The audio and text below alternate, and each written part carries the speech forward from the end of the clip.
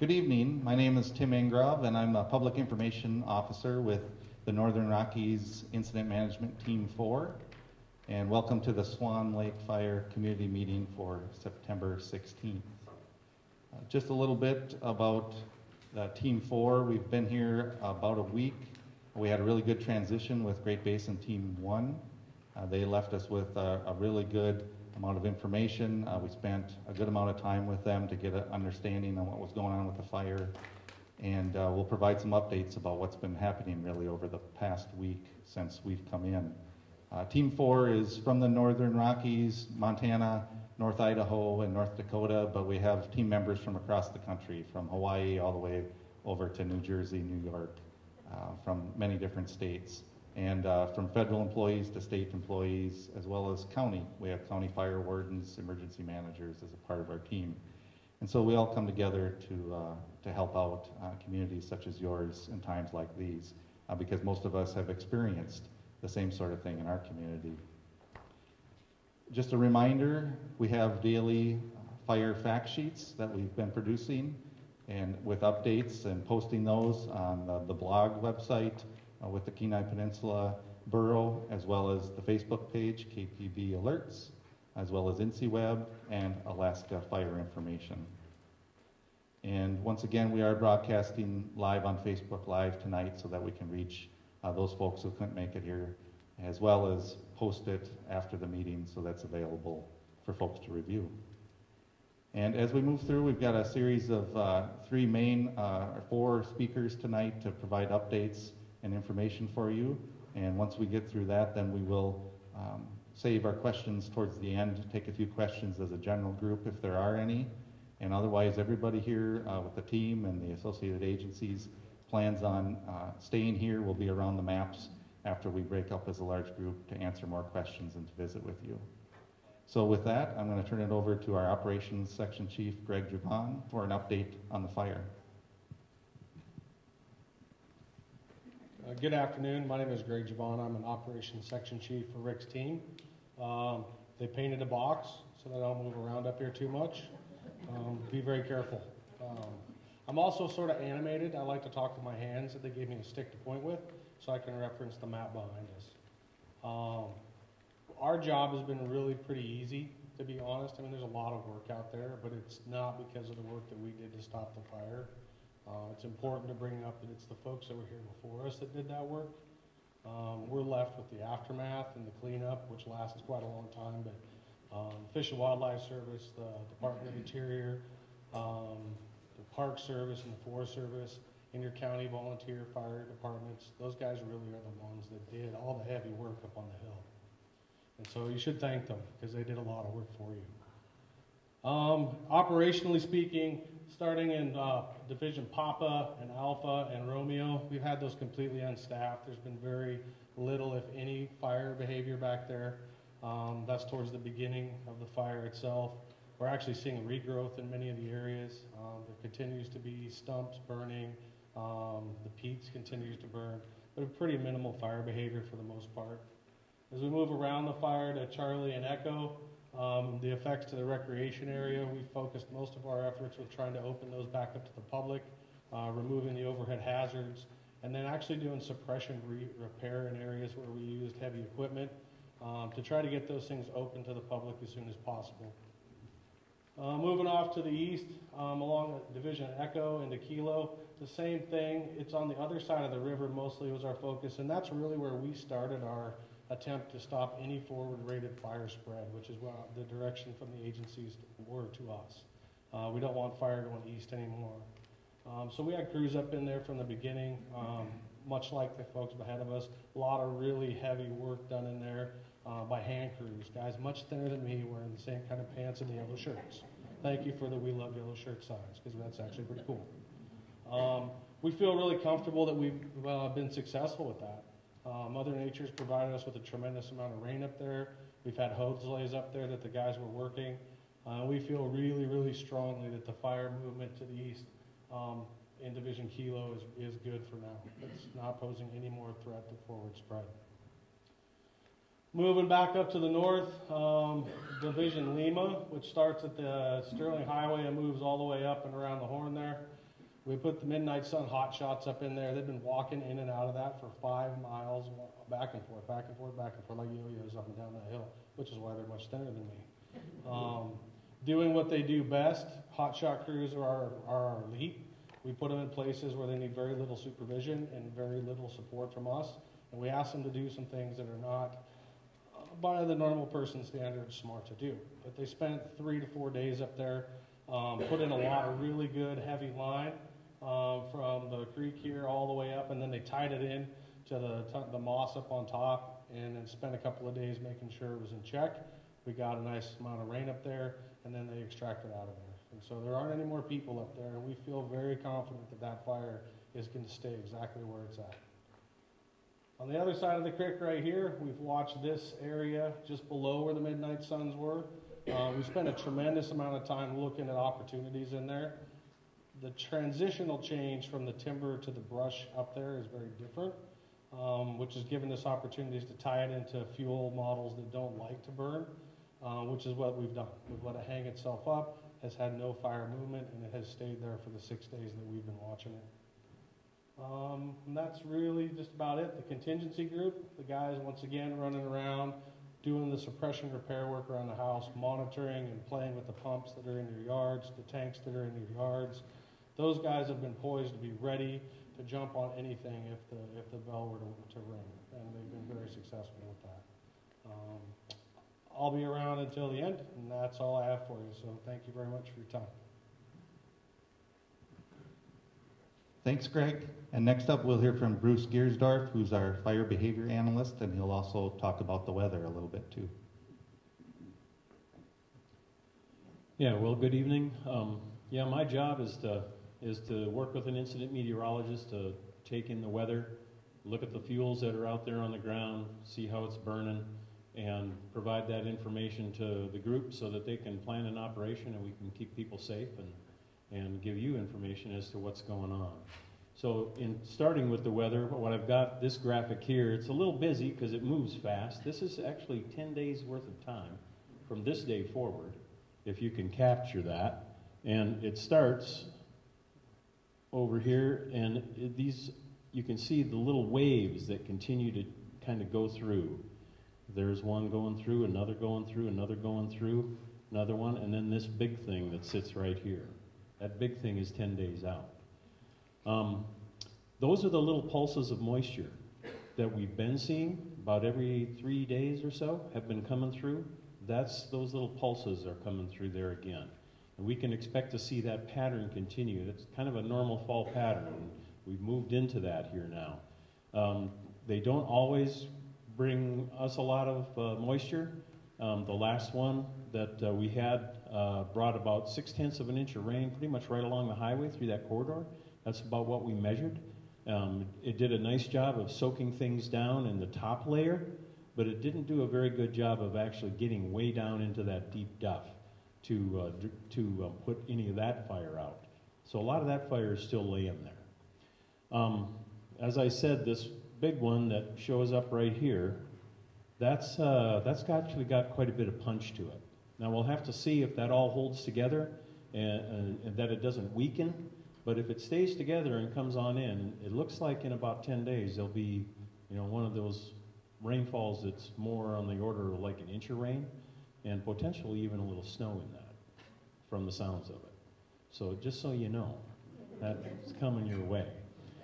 Okay, that's what we've been going, and the season trend, the temperatures have been more seasonal, and the humidities have been more seasonal, far different from what you've been experiencing all summer. And that kind of brings us to the next graph.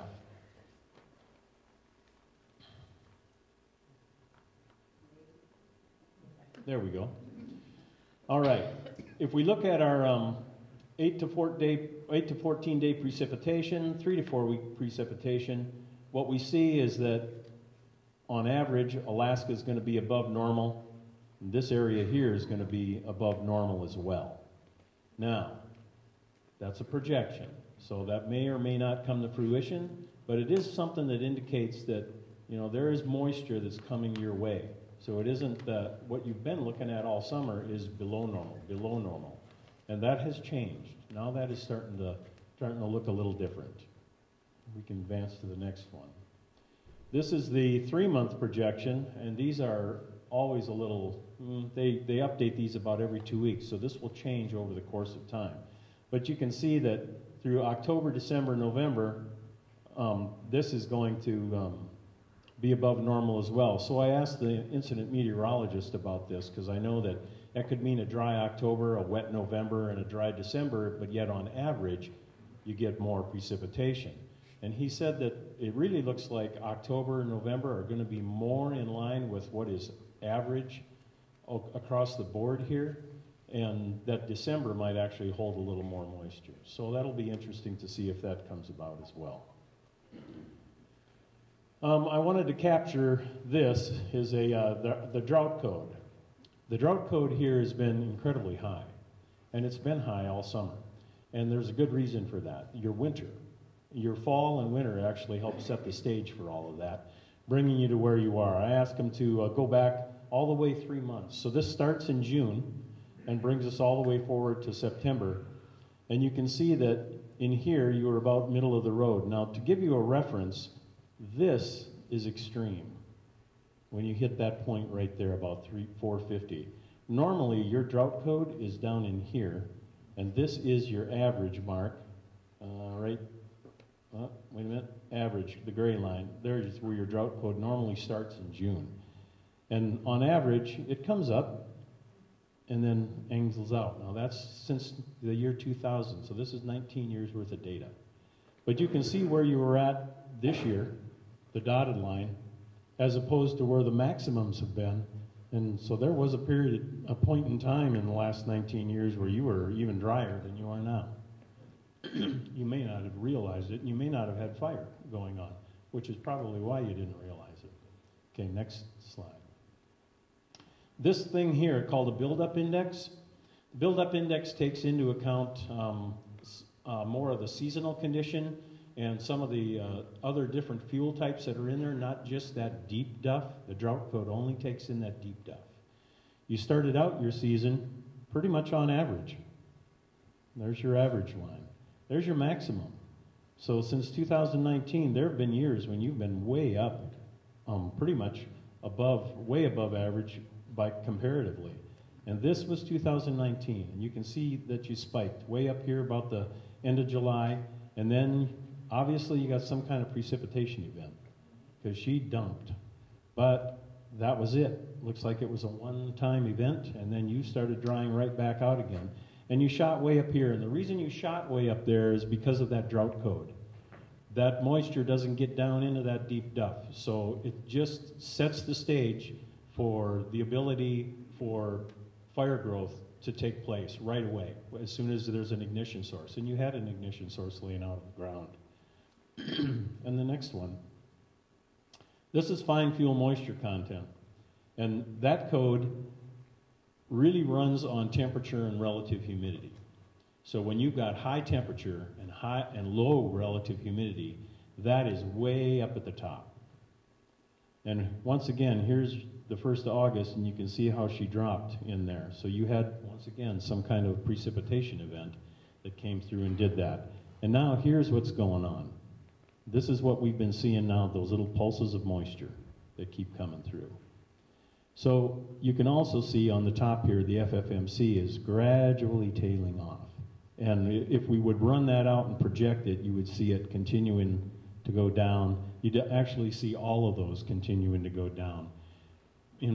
For the most part, because it's mid-September, and the temperature is going down, the humidity's coming up, you're getting those pulses of moisture, everything's just gradually kind of falling off. Okay, if we can go to the next one.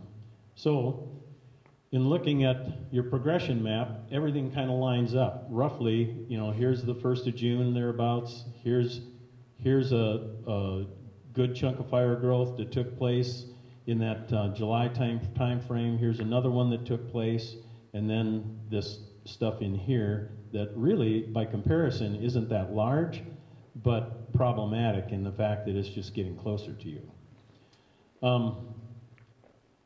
So about every 30 days, it looks like something's been going on in this fire, and so you're kind of lining up for where is that going on, and will that happen again? And I guess I'm here to tell you that I think that the chances to come all the way back to having large fire growth here on this fire is pretty slim. And the reason I say that is because we're just getting later in the year, and things just keep falling off right now.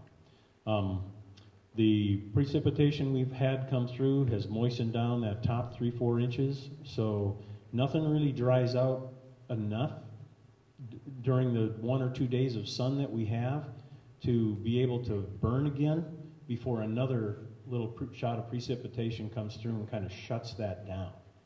And that looks to be the story, at least for that next 10-day time frame, out there for you. So that'll just keep happening. So even though those deep duff pockets are still holding fire and they're still burning, they can't dry out that top layer enough to get it to move. Will it put up smoke? Yes. You will see little tendrils of smoke. You'll see puffs of smoke on the side of the mountain. They're all over up there. And if you drive through that, through the roads up in there, you'll see them as well. But will they actually get up and move? No, they won't do that. They won't do that unless we go all the way back to that hot, dry weather. Now, what's the chances of getting 80 degrees and 25% humidity this time of the year? Not very likely. It needs at least 70 and less than 30 to produce the kind of conditions that'll make that fire grow. So I don't think you're coming back into that realm. But once again, you've got smoke laying up there, and I think that's going to continue until you get enough moisture, and we're probably talking a couple inches of moisture plus those cool temperatures to really get down into that deep duff and put it out. More likely it's going to be snow that does it. So that's what you've got to kind of prepare yourself for. So yeah, you're going to see smoke on the mountain. You're going to smell it for a while, probably into winter, and it'll surprise you how much of that'll be burning, even with 3, 4, 5 inches of snow on the ground. It'll sit there, but it'll burn. Is there anything else? I don't think so. I think I'm done. All right, thank you. Okay, thank you, Bruce. Our next speaker is our incident commander, Rick Connell. Good evening. As both Greg and Bruce articulated, those are kind of the background information of where we think we are with this fire, and thus why we're prepared to release the ready stage for the evacuation, because we feel that there's very little threat that this fire would move significantly enough to really harm and make a run towards your community. So we're proposing to do that starting at midnight tomorrow morning. But what we did in order to kind of make it a little bit more realistic tool for you is we've adjusted the ready line. So the ready line on the old maps kind of came across like this. And the way ready is supposed to work, these lines are supposed to work, is when the fire crosses the line, you go to the next phase. So you've been in ready, but yet you had fire over the line, right? And so, earlier you guys made the decision to keep you in ready because activity had dropped. So we just moved it down a little bit so that if something does happen, then there's another place on the landscape that if we needed to go back to a ready state, it's on the map in a place that really makes more sense. And we also did that over on this east side, or the west side, I'm sorry. It used to be closer over here to the fire as well, but we pulled it back a little bit just so there's a little more room in case there was, a 3 or 4 day drying period and a little bit of fire activity, but nothing that's going to run, but you don't all of a sudden have to go back to a ready state when there really isn't cause to, just because the line was too close to where the current fire perimeter is. Hopefully that makes sense as to where. The set, we moved this just a little bit because it was kind of in the same place as the ready right here, so we spread that out a little bit. But other than that, the rest of the lines stayed the same. Okay, next slide. So the closure that we have is outlined here across the area, and the fire perimeter is within that area. What we're also proposing today with all of our partners, all of your partners, is to open the Ski Lac Road to both landings and across to the east side.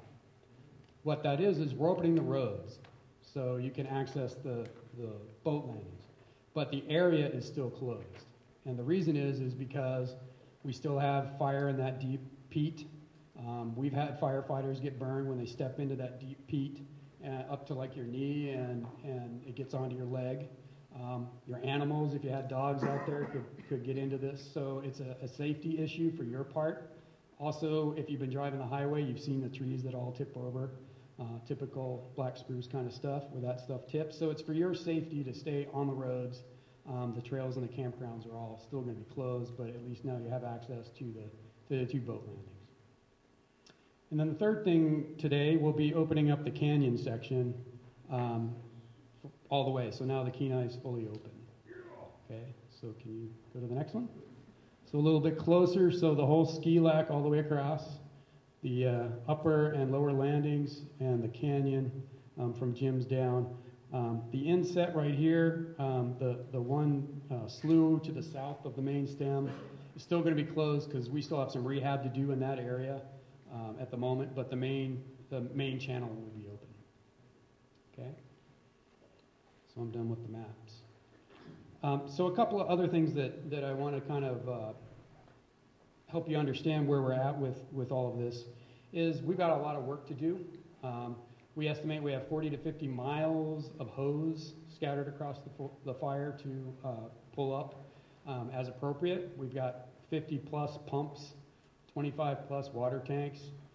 We have that rehab, the suppression rehab that Greg mentioned. So there's still more work to do. So right now, my team, we're here for 14 days usually. We're asking for an extension to 21 days. We don't know that we'll be here the full 21 days. We'll let the work dictate that. But we're prepared to stay longer if the work hasn't been accomplished. So in that short, between now and the end of the month, whether it's our team or we transition to a smaller organization, we still have crews that are refreshing themselves, taking time off, and going to be up for another 14 days as well as engines. So we'll still have the resources we need, one, to do all this work, but then also respond if there is some activity that comes up. Again, in the next 10 days, I don't see enough of a sun window that this fire is going to get very active. Okay. So the last thing I want to leave is we've done a lot of work in your community around here, driving up and down the roads and looking at.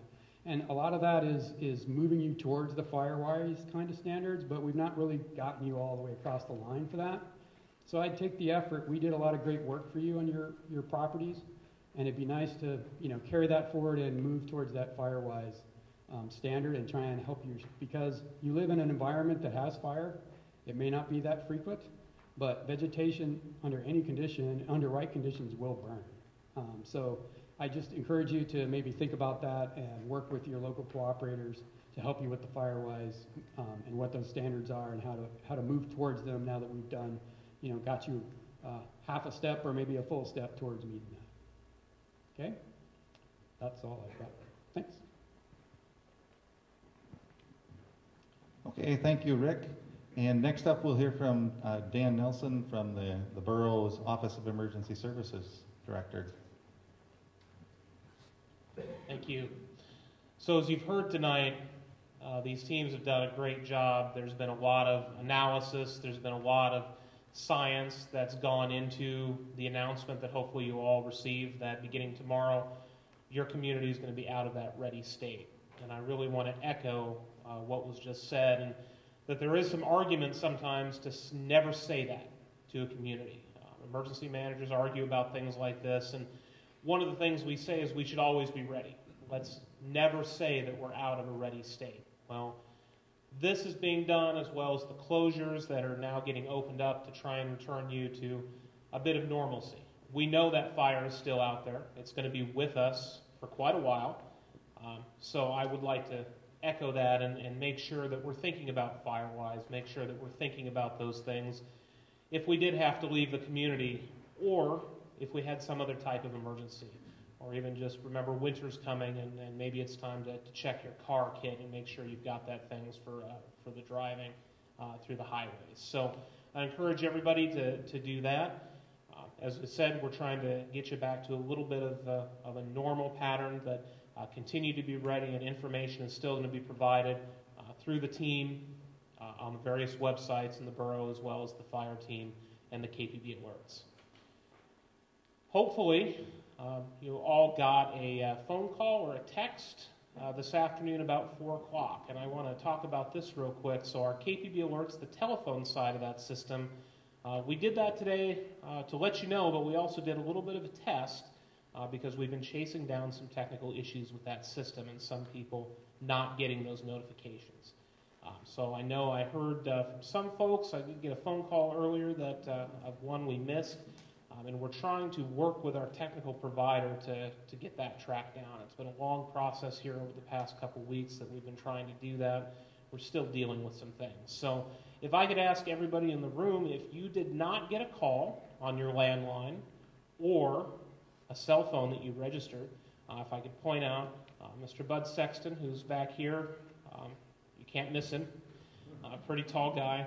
If you could leave your information, your phone number and address, he's going to collect that just in case we have that, and that's going to help us identify trends and figure out with our vendor jointly what's going on with that system. There's a couple technical things along the way. There's a few providers, so we're trying to track down where that fail point might be and if there are any patterns. Besides that, I would like to thank the fire crews, the fire management teams, and everybody, as well as the community members that have been so patient. I think we're hitting a great thing here tomorrow morning where we're out of that zone. We've got most things open again, and we're certainly on our way. So please continue to check with updates. Please firewise your property. Thank you. Thank you, Dan. I would also like to point out that other agency partners are here. So Steve Miller, the Assistant Refuge Manager, is here. Francisco Sanchez, District Ranger from the Chugash, is here. Howie Kent, I believe, from the state is here in the back. And then Jack Blackwell from Alaska State Parks is here. So all of them are here and available for any questions when we break out from the larger group. And we will be posting all of these newer maps, the ones we have on the wall, the new or reset closure area maps, the one with the reopenings. We'll get those all posted on the same locations where we've been posting on the teams before us have been. And we'll continue to post updates on the fire as well in those areas as things progress along. And at this time, we're ready for some general questions. Is there any general questions for the large group that anybody had? Okay, in the back there. Yes, so as I understand it, after the incident team leaves in 14 or 21 days, that's going to be it, correct? So they're kind of picking everything up in the next week or two, and then there will not be another incident team that follows up. I don't know if we know the total answer to that, but I'll have Rick come up to address that. No, we'll be determining what the scale of the team that needs to be. It's probably not going to be, our team is 50. That might be a little bit more. You might have a type 3 down to, say, 10 or 15 folks. Depends on how many crews, how many engines, how many excavators, what the work is left to carry on into the future as conditions allow. So we're not ready to say what that is yet because we still have a lot of work to do and a lot of work that we want to get done before we do turn it back over to the local unit. So we'll be looking at that over the next week and anything past R14 as we continue on, and we'll assess that and work with the cooperators to determine what that is. Okay, and I'm sorry, I should have repeated that question for our online viewers, and that's what would be the status of who would be assigned to the fire once this Type 2 team leaves, and that's what that answer was for. So, yes, ma'am. My question is a continuation of that. So when you guys came on the Type 2 team, we had 430 personnel, which was down from 700 from the Type 1 team, and now we're at 286. That's like in a week, down 33% in personnel, and we don't know what we're down in equipment because you don't post that anymore. So I'm glad to hear that perhaps you will be here 3 weeks instead of 2. So. Okay, so the question is, you've seen the decrease in personnel Yeah. since from the Type 1 team departing, the Type 2 team Yeah. being here. Today, you pulled people off of the lobe that's closest to us to put them down in some hot spots. So if you have fewer people who will be addressing the hot spots. Yep. So we'll have Greg come up for that. And addressing hot spots, moving crews around or personnel around to different locations on the fire, and your concern with location close to Cooper Landing and moving firefighters off of there. I'm back in my box. I can address that. We manage, you may not see people up there looking or working in the spot. Are you talking about the upper portion and up around the cabins, around the lakes? Yeah, so we have had people up there for 4 days, and they have done a tremendous amount of work to stop the fire spread. Now, we have other tools besides people. Just the other day, we flew a helicopter up, landed it, and took a drone that has infrared and can find heat signatures. We've flown that line 4 times and found no heat directly adjacent to the line where we put in to stop the fire spread. We have reduced our number of folks, but it's really based on the amount of work that we can safely do with a lot of folks and where you put them where we have the greatest probability to be successful. Now, I'll tell you, just because there's not people there doesn't mean they don't go look at it. I flew the entire fire today, flew every portion of it, mapped on a map where I found hot spots, where they were at, and adjacency, and then the plan that gets developed on where the folks go the next day, it all comes out of the operations shop. And so if we were to see an increase up there, we would send folks up there. But the workload that we're really focusing on right now is not the high elevation stuff, but it's really the stuff that's immediately threatening or could immediately threaten the lower elevations. And it's really not that hard to put a 20-person hotshot crew back up there. If they're still here. We rotate out of these all summer long. Starting in the southwest, we move incident management teams and firefighters to wherever the biggest need is. I have folks that are working on this fire in this operations section that have been here for 90 plus days. There's a tremendous amount of testimony that should be given to those folks because they're all Alaskans. They love this place. I'll tell you that one of the crews, it's a Type 2 crew, 20 people, chainsaws, packs, yellow shirts. They're going home to take 2 days off to turn around and come right back. And it's because they love it here. And that's dedication. And so you may not see them up there, and we don't have the personnel, nor do we have the capability to put every person on every point of the line. But we do have technology and the capability to move people around really quickly if we need to. Did that answer your question? Thank you. You're welcome. Thanks, Greg. I think, yeah, we had a question over on this side. I guess mine's a long-range issue and question. Having some experience with Bush, Alaska and tundra fires, do we have a plan to monitor this area come spring? Those will re-erupt in many of those marshy areas. And I just wondered if we have an agency that will help us prevent this from ever happening again to this fire. Okay, so your question is about monitoring this fire area next spring with the potential. Active crews now and Right. all the great help that we could ask for. Come spring, it'll be a whole different story. Next spring, okay, active crews. Maybe, Howie, do you want to take that one for us from the state?